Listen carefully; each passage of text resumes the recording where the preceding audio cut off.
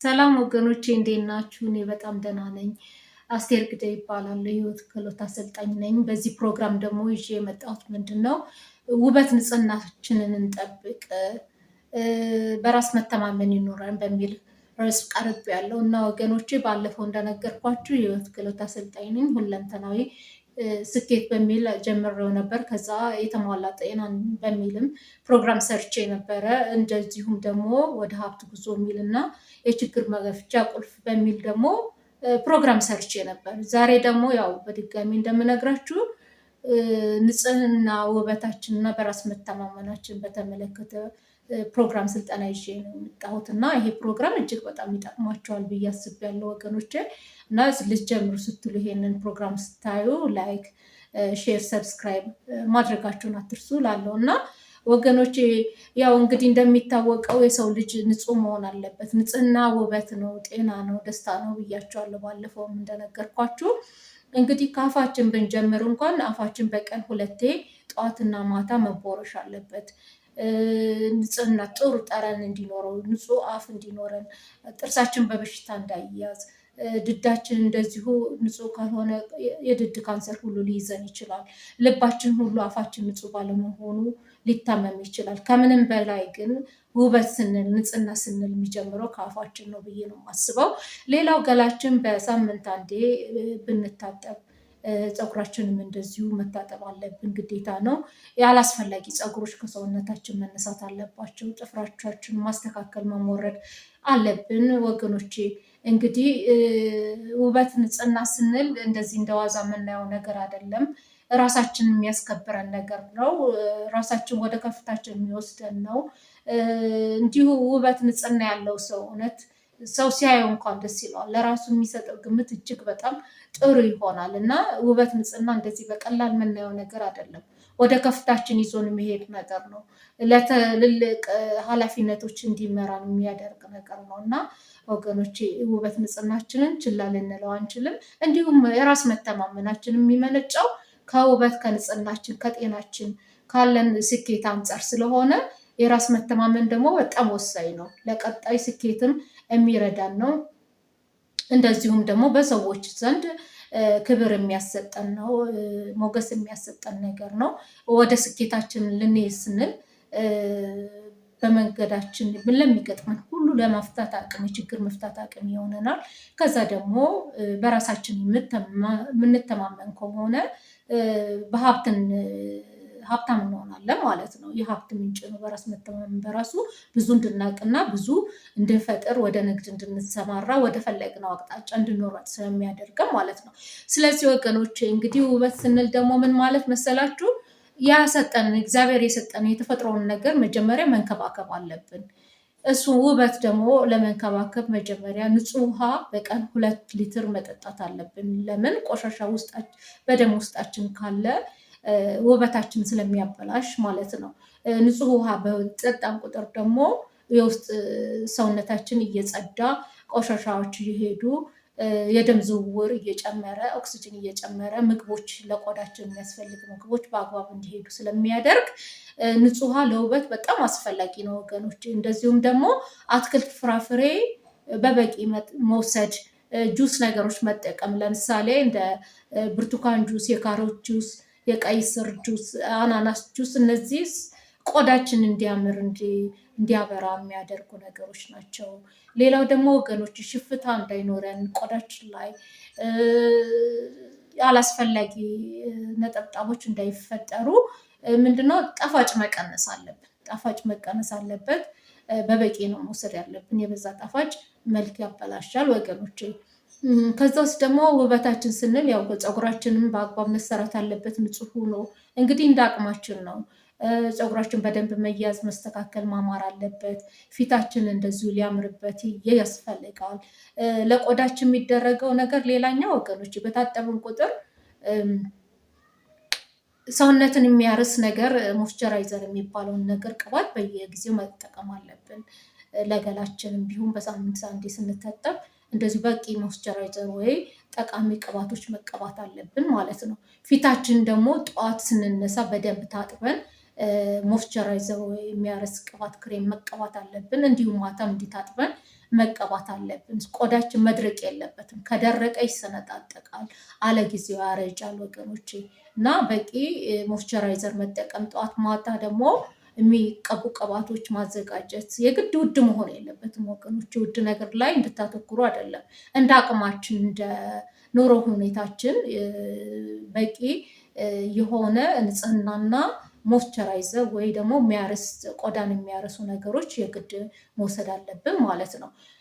ሌላው ደግሞ ምንድን ነው መሰላችሁ ወገኖች፣ እንግዲህ ቆዳችን በየ28 ቀኑ ራሱን ያድሳል እና የሞቱ ሴሎች ደግሞ ይሄዳሉ፣ ይወገዳሉ። እንደዚህ ስንታጠብ በፎጣ ስንጠራረግ እንዲሁ በራሳቸው ጊዜ ይወድቁና በአዲስ ሴሎች ይተካሉ፣ በአዲስ ክፍል የሰውነት ክፍል ይተካሉ ማለት ይተካል ቆዳችን ማለት ነው። ለዚህም ደግሞ ምንድነው ቢያንስ በወር አንዴ ማለት ነው ወገኖች ስክራብ ተደርጎ ሰውነታችንን ቆዳችን በተለይ ቆዳችን የፊት ቆዳችን ስክራብ አድርገን አንጽተን መመገብ አለብን። ማስክ መቀባት አለብን ማለት ነው። ለዚህም ደግሞ ሩቅ ሳንሄድ እንዲሁ ቤታችን ውስጥ በሚገኙ ነገሮች እጅግ በጣም በጥቂት የተዘጋጁ ለምሳሌ እርጎ፣ ቀሲር፣ እርድ አድርገን ፊታችንን እናጸዳ እንችላለን። ሌላው የምስር ዱቄት፣ ሩዝ፣ ማር አድርገንም እንደዚሁ ልናጸዳ እንችላለን። በዛው ልንመግበው እንችላለን ቆዳችንን። ሌላው ሎሚ፣ ማር ተደርጎም እንደዚህ ሊቀባ ይችላል። የቲማቲም ማስክ እጅግ በጣም ጥሩ ነው። የጠቋቆረ ነገሮችን ያስወግዳል፣ ፊታችን ያፈካልናል።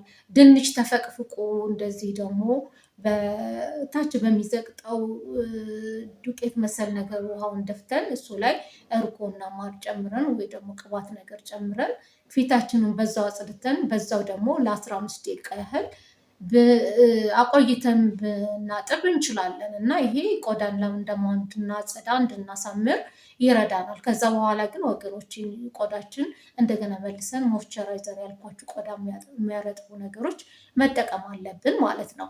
ሌላው ደግሞ ቢቻል ወገኖቼ እንደው በወር አንዴ ወይ ሞሮኮ ባዝ መጠቀም አለብን። በሚቀጥለው ወር ደግሞ ቢቻል እንዲሁ ጡሽ ወይ የውሃ ጢስ የሚባለው ነገር መጠቀም አለብን። በሚቀጥለው ወር ደግሞ ወይ ስቲም ወይ ሳውና መግባት አለብን። ይሄ ደግሞ ምንድን ነው የሚያገለግለው መሰላችሁ ወገኖች? የደም ዝውውር እንዲበዛ ያደርጋል። አዳዲስ ሰውነት ክፍሎች ሰውነታችን እንዲታደስ ይሆናል። በአዳዲስ ሴሎች ይገነባል። ሰውነታችን በቂ ማግኘት ያለበት ምግብ እንደገና ከውጭ እንዲያገኝ ይሆናል። እውነት ለመናገር ግን ውበት የሚመጣው ከምንበላው ነገር ነው። ከምንበላው ነገር ነው። እውነት ወገኖች 75% ከምንበላው ነገር ነው የምናገኘው። ከውጭ ግን ቅድም ባልኳችሁ በንጽህናና በመንከባከብ ነው ብያለሁ። ምግቦች ደግሞ እንደዚሁ አትክልት፣ ፍራፍሬ መብዛት አለባቸው። በአብዛኛው በቂ ውሃ መውሰድ አለብን ብያለሁ። ከዛ ደግሞ ኮላጅን ፕሮዳክሽን የሚያመጣ ኮላጅን ስንል ምንድን ነው? የቆዳችንን ኢላስቲሲቲ ወይ የመለጠጥ ባህሪ የሚጨምርልን ምግቦችን መውሰድ አለብን። እነዛ ደግሞ ቫይታሚን ሲ ናቸው። አንደኛ ቫይታሚን ሲ ነገሮች ለምሳሌ የሎሚ ጭማቂ ሊሆን ይችላል፣ የብርቱካን ጭማቂ ብርቱካን ራሱ ሊሆን ይችላል። እነዚህ ቤሪዎች የሚባሉ ሊሆኑ ይችላሉ። እንደገና ደግሞ ወገኖቼ እንቁላል መውሰድ አለብን። ጠቃሚ ፕሮቲኖች ለምን ሰውነታችን እንደገና መልሶ ለመጠገን እንደገና ለመታደስ ኮላጅን ጠቃሚ ፕሮቲኖች እንደገና ማግኘት አለብን ማለት ነው። ሌላው ደግሞ ከእንቅልፍም ጋር ይያዛል ውበት። በቂ እንቅልፍ ማይተኛ ሰው ውበቱ ይደበዝዛል፣ እንዲሁ አያምርም ማለት ነው። የሆነ ይጨናነቃል፣ ፊቱ ራሱ ቶሎ ነው የሚያረጀው። ሌላው ደግሞ ወገኖች ደጋግሜ እንደምላችሁ ጭንቀት የውበት ጻር ነው። የሚጨነቅ ሰው ቶሎ ይሸብታል፣ ቶሎ ፊቱ ያረጃል፣ ሁኔታው ይጎሰቁላል፣ አቋሙ ይበላሻል እና ጭንቀትን ማስወገድ አለብን። ቆንጆ ንጹህ ውበት ያለን ሰዎች እንድንሆን፣ በራስ መተማመን ያለን ሰዎች እንድንሆን ማለት ነው። ሌላው እግራችን በዛው ገላችን በታጠበን ቀን የእግር ማጽጃ ብሩሾች አሉ። እነዚህ የሞቱ የእግር ቆዳ ሴሎችን እነሱን ጽድት አድርገን ቫዝሊን ብንቀባው ጥሩ ነው። ጥፍራችንም እንደዚሁ መንከባከብ አለብን ወገኖች። ሁሉ የሰውነት አካል የተሰጠን ከእግዚአብሔር የተሰጠን ሁሉ ተውቦ አምሮ ነው መገኘት ያለበት እንዳቅማችን ማለት ነው። ያ ደግሞ እንደነገርኳችሁ ለራሳችን ጥሩ ግምት እንዲኖረን ደስ እንዲለን ያደርጋል ሲጀምር። ሲቀጥል ለሰው እይታ ራሱ ደስታ ይሰጣል። ለሰው ለራሳችን የሚሰጠን ግምት ከፍ እንዲል ያደርጋል። ወገኖች ውበት ንጽህናችንን እንጠብቅ። ሌላው ደግሞ ወገኖች ራስ መተማመን ነው። በራስ መተማመን ግዴታ ነው። በዚች ምድር በራስ መተማመን ያለው ሰው ምንድን ነው? ቀና ብሎ ይናገራል። አይን ሰው በሚነጋገር ጊዜ ቀጥ ብሎ ቀና ብሎ አይን ለአይን እየተያየ ማውራት ይችላል። ድምፁ ራሱ ምንም ያልተጨናነቀ ድምፅ በበቂ ድምፅ እንዲያወጣ ይሆናል። ሲራመድ ቀና ብሎ ይሄዳል። በአግባብ ይረማመዳል። እንደዚሁ ከሰዎች ጋር ወይ ለስብሰባው ንግግር በሚያደርግ ጊዜ ሁሉ አይሸማቀቅም። ሰዎችን አይፈራም፣ አያፍርም፣ አይጨናነቅም። ማድረግ ያለበት ማለት ያለበትም ሁሉ ያደርግ ይላል ማለት ነው። ለስኬቱ በሚሮጥ ጊዜ ሁሉ በየቦታው ሲሮጥ ሲሄድ ምን ሲል ይተማመናል ማለት ነው። በዛው ስኬታማ ይሆናል። ስኬታማ ከሆነ ደግሞ በበቂ እንደገና አሁንም ለራሱ ለውበት ለንጽህናው ለራስ መተማመን እንደገና እየጨመረ ይመጣል በየጊዜው ማለት ነው ወገኖቼ። ሌላው ደግሞ የምነግራችሁ ነገር ምንድን ነው? እኛ ሁልጊዜ እንግዲህ ውበት ንጽህናችን መጠበቅ አለብን። ለጤናችን ስንል ነው፣ ለስኬታችን ስንል ነው።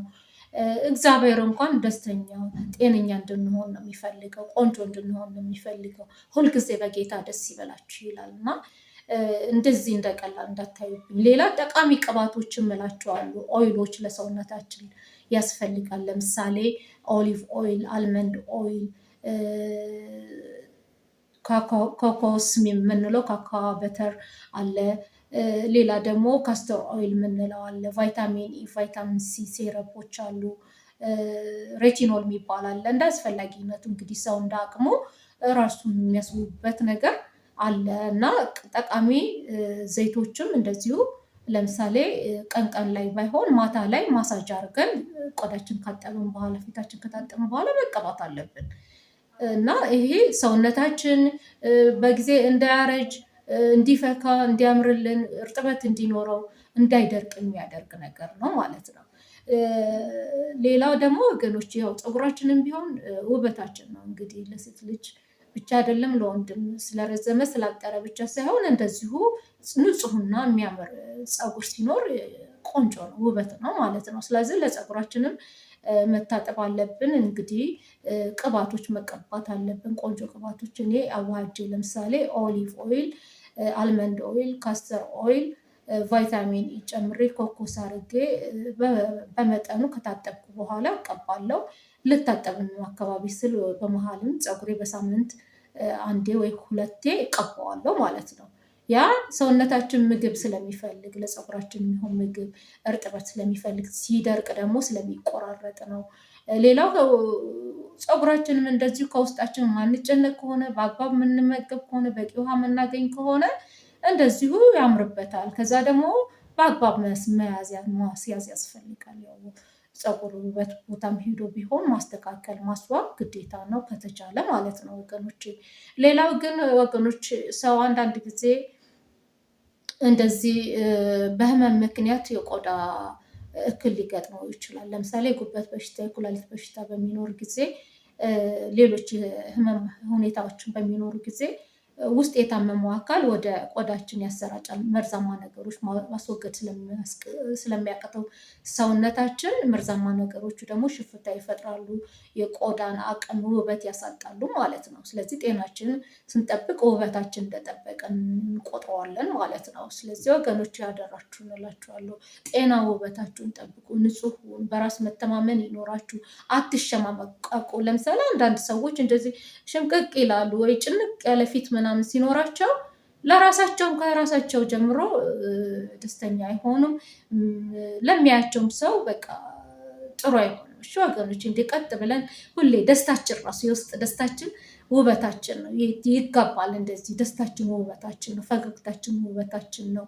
በራስ መተማመን አለብን። በነገሮች ሁሉ ሰውን ማክበር አለብን።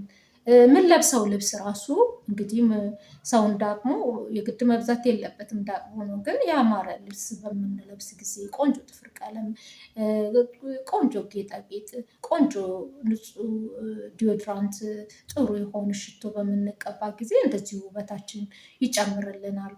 እንዲሁ ጫማም እንደ አስፈላጊነቱ እንደ አለባበሳችን የተመቸ ጫማ ቆንጆ ጫማ ብንለብስ እንደዚሁ ቦርሳም እንደዚሁ ማለት ነው። ሌሎች ጌጣጌጦችም እንግዲህ የበዛ ከኑሯችን ከሁኔታችን የተለየ የበዛ ነገር በጀትን በጅት ለውበት ለንጽህናችን ማለት አይደለም ወገኖች። እንደ አቅማችን ግን ከምንችለው እንጀምራለን። ከዛ በኋላ ደግሞ እንደ አቅማችን ውበት ንጽህናችን በጠበቅን ቁጥር ያው ዞሮ ዞሮ ደስተኛ እንሆናለን፣ ጤነኛ እንሆናለን፣ በራስ መተማመን ይጨምራል፣ ስኬታማ እንሆናለን ማለት ነው ወገኖቼ። እና እምር ይበልባችሁ ይመርባችሁ። ስለ ሁሉ እግዚአብሔር ይመስገን። እንግዲህ ይሄ ቻናል ይጠቅማል ብላችሁ ስታስቡ ወገኖቼ ላይክ፣ ሼር፣ ሰብስክራይብ ማድረግን እንዳትረሱ። ለሌሎችም ማስተዋወቁ። ፕሮግራሙ በቀጣሚ እጅግ በጣም ጥሩ ፕሮግራሞች ይኖረናል። እንዳልኳቸው 3 ወር ስልጠና ነው፣ ወር ሆኖናል። እንግዲህ ይሄ 5ኛ ፕሮግራሜ ነው። ተከታተሉኝ ወገኖች፣ ትጠቀማላችሁ 100% እርግጠኛ ነኝ። በህይወታችሁ ከፍ ትላላችሁ። እና አመሰግናቸዋለሁ። ስለሁሉ እግዚአብሔር ይመስገን። አመሰግናለሁ።